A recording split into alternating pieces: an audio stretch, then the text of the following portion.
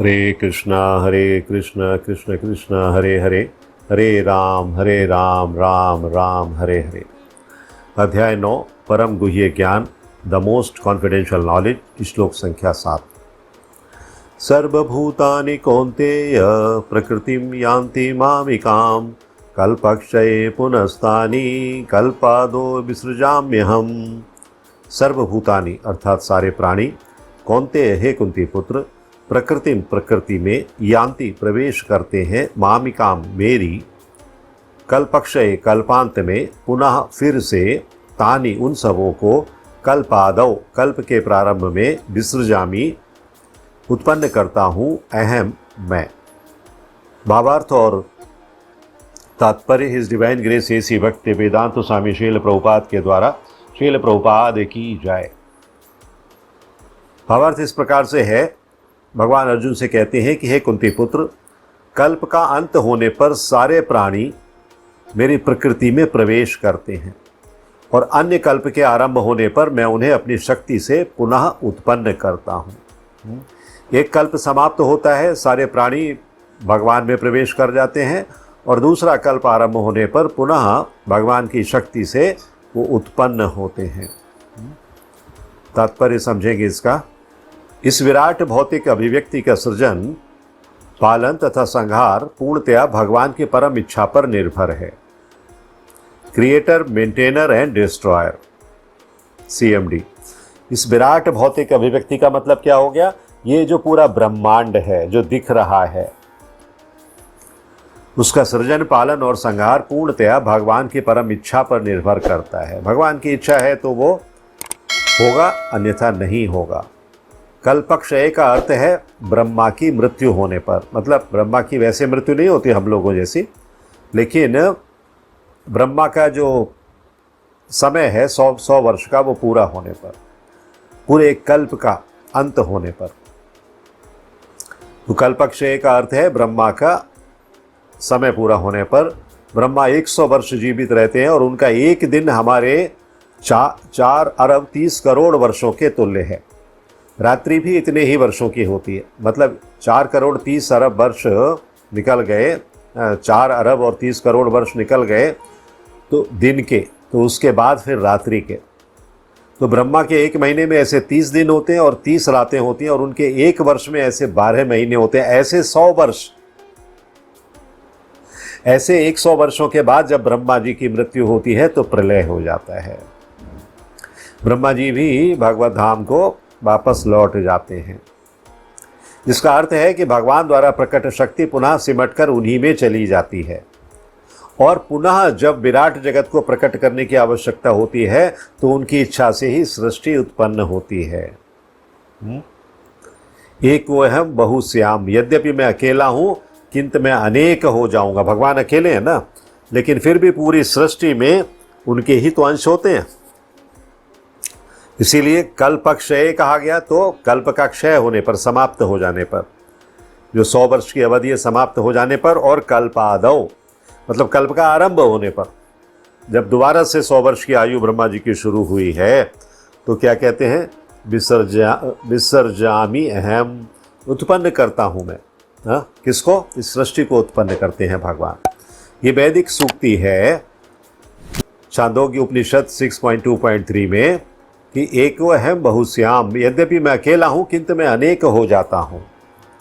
वे इस भौतिक शक्ति में अपना विस्तार करते हैं और सारी विराट अभिव्यक्ति पुनः घटित हो जाती है। फिर से हमें वो विराट जगत देखने को मिल जाता है।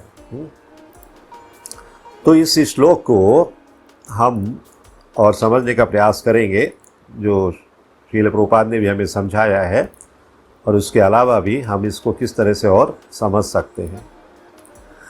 तो सर्वभूतानि कौन्तेय प्रकृतिम यान्ति मामिकाम कल्पक्षये, संपूर्ण प्राणी मेरे ही अंश हैं। भगवान कहते हैं सर्वभूतानि कौन्तेय प्रकृतिम यान्ति माम, मेरे, और सदा मेरे में ही स्थित रहने वाले, मेरे ही अंश हैं और मेरे में स्थित रहने वाले।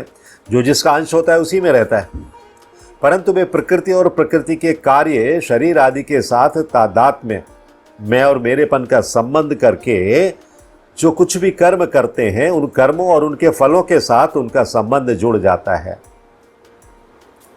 जिससे वे बार बार जन्मते और मरते रहते हैं। कौन? जो जीव हैं, सर्वभूतानि। हालांकि है भगवान के अंश, लेकिन प्रकृति और प्रकृति के कार्यों के साथ अपनापन कर लेने के कारण, उनसे संबंध स्थापित कर लेने के कारण कुछ कर्म करते हैं और कर्म के फलों के साथ अपना संबंध जोड़ लेते हैं, और उन फलों के कारण ही बार बार उनका जन्म होता है और मृत्यु को प्राप्त होते हैं। तो जब महाप्रलय का समय आता है, जिसमें ब्रह्मा जी 100 वर्ष की आयु पूरी होने के बाद लीन हो जाते हैं, उस समय प्रकृति के परवश होकर भी वे संपूर्ण प्राणी, जो भौतिक जगत के प्राणी है ना, ब्रह्मांड के जो प्राणी है, वो प्रकृति से जनित होने वाले संबंध को लेकर, अर्थात अपने अपने कर्मों को लेकर भी मेरे में लीन हो जाते हैं। भगवान ये कह रहे हैं, प्रलय होती है, सब भगवान के उदर में समा जाते हैं, ब्रह्मा जी भी चले जाते हैं। तो ऐसे महाप्रलय के समय प्राणियों का जो स्वभाव होता है ना, उसी स्वभाव को लेकर वे महाप्रलय में लीन हो जाते हैं। कोई कार्य कर रहा है, कोई बच्चों को प्यार कर रहा है, कोई घर में प्रसाद बना रहा है, कोई किसी भी कार्य में है, कोई हवाई जहाज में उड़ रहा है, कोई स्कूल कॉलेज में बैठा हुआ है, कोई नौकरी पर बैठा हुआ है। जिस दशा में है, जिस स्वभाव में है, उसी में ही महाप्रलय में वो लीन हो जाते हैं। पुनस्तानि कल्पादो विसृजाम्यहम्। तो महाप्रलय के समय अपने अपने कर्मों को लेकर जब प्रकृति में लीन होते हैं प्राणी, तो उनके जो कर्म हैं, जब वो परिपक्व हो जाते हैं और फल देने के लिए उन्मुख हो जाते हैं, तब प्रभु के मन में क्या आता है? बहुश्याम प्रजायेय, ऐसा संकल्प आता है। यही महासर्ग का आरंभ है। कहते चलो अच्छा है, अब इनके कर्मों के फल सब पक गए हैं, तैयार हो गए हैं, अब हम इनको फिर से सृष्टि में प्रदान करते हैं। और यही महासर्ग का आरंभ है, फिर से जीवन मिलता है। इसको भगवान ने भगवद गीता के अलग अलग अध्यायों में बताया है।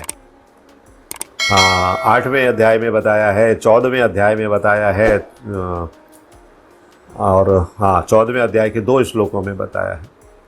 तो इस तरह से तात्पर्य ये हुआ कि जब कल्पों का आदि होता है, अर्थात महासर्ग के आदि में, महासर्ग मतलब ये जो महासृष्टि है, ब्रह्मा जी के प्रकट होने पर मैं पुनः प्रकृति में जो लीन हो चुके हैं, जो जीव ना प्रकृति के वश में पड़े हुए हैं, उन जीवों को उनके कर्म के अनुसार उन योनियों में, शरीरों में,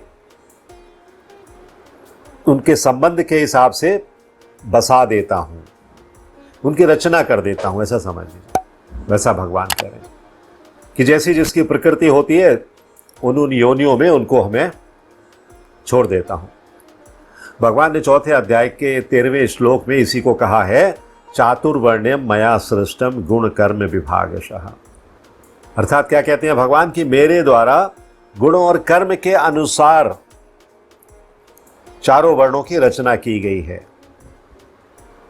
तो ब्रह्मा जी के एक दिन का नाम क्या है? कल्प है, जो हमारे ह्यूमन कैलकुलेशंस में, मानवीय कैलकुलेशंस में 1000 चतुर्युग के बराबर है ना, 1000 चतुर्युग। तो इतने ही समय की ब्रह्मा जी की रात होती है। इस हिसाब से ब्रह्मा जी की आयु 100 वर्षों की होती है। हमारे 100 वर्ष नहीं, ब्रह्मा जी के 100 वर्ष। तो ब्रह्मा जी की आयु समाप्त होने पर ब्रह्मा जी लीन हो जाते हैं। उस महाप्रलय को कल्पक्षये शब्द कहा गया है। क्या कहा गया है? कल्पक्षये। और जब ब्रह्मा जी पुनः प्रकट होते हैं, उस महासर्ग को क्या कहा गया है? कल्पादौ। तो इस तरह से ये 2 प्रकार की स्थितियां हैं, जब कल्प का क्षय होता है और कल्प का उदय होता है। अब यहां एक और शब्द आया है, सर्वभूतानि प्रकृतिम यान्ति। महाप्रलय में जो जीव स्वयं प्रकृति को प्राप्त होते हैं, और तानि कल्पादो विसृजामि, ये भी भगवान कहते हैं महासर्ग के आदि में हम उनकी फिर से रचना करता हूं। 2 प्रकार की क्रियाएं हैं। एक बार तो वो भगवान में लय हो गए, मतलब मिल गए, और बाद में धीरे धीरे फिर से वहां से प्रकट हो गए। तो महाप्रलय के समय पर प्राणी स्वयं प्रकृति में लीन हो जाते हैं और प्रकृति परमात्मा में लीन हो जाती है। जैसे ब्रह्मा जी भी लीन हो जाते हैं, और महासर के आदि में मतलब फिर से जब आरंभ होता है तो उसके परिपक्व कर्मों का फल देकर भगवान उनको शुद्ध करने के लिए फिर से शरीरों की रचना करते हैं। इस तरह से इसको ऐसे समझ सकते हैं जैसे मकान का निर्माण तो किया जाता है, परंतु वो धीरे धीरे स्वतः कमजोर होता जाता है, गिरता जाता है। ऐसे ही सृष्टि का पूरा निर्माण किया गया, धीरे धीरे वो कमजोर हो रही है, गिरती जा रही है। सृष्टि की रचना भगवान कर रहे हैं और प्रलय स्वतः होता है। भगवान ने रचना की और प्रलय अपने आप से हो गया। मकान को गिराना नहीं पड़ता, अपने आप गिर जाता है क्षय होकर।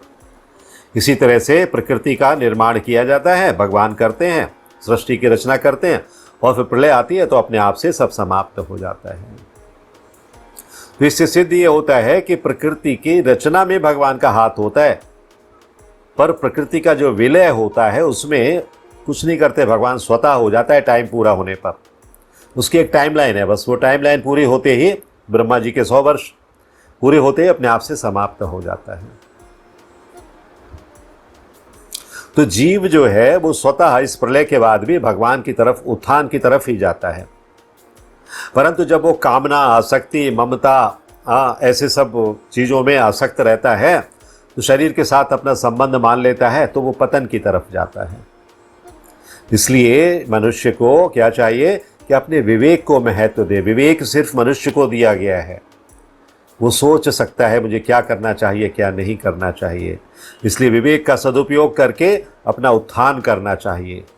कामना, आसक्ति, ममता, इन सब का त्याग करके भगवान के सम्मुख हो जाना चाहिए। हरे कृष्ण कृष्ण कृष्ण हरे हरे, हरे Ram Ram Ram Hare Hare. If you like this video, press the like button and share it with your family and friends. If you want to watch more such videos, please subscribe to our channel, and for getting updates, press the bell icon.